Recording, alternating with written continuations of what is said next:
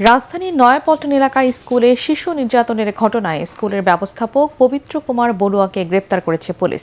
শুক্রবার ভোরে মিরপুর এলাকার একটি বাসা থেকে পল্টন থানার পুলিশ পবিত্র কুমার বড়ুয়াকে গ্রেপ্তার করে।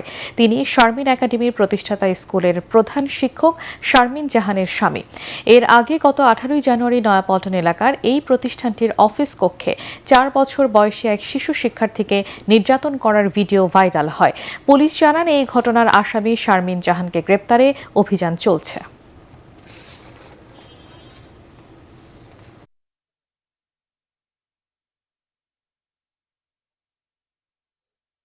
রুজুর সাথে সাথেই আমরা আমাদের চৌকুশ টিম দিয়ে তাদেরকে গ্রেপ্তারের চেষ্টা করি, কিন্তু আমরা জানতে পারি তারা বাড়িতে নেই, তারা পলাতক অবস্থায় আছে।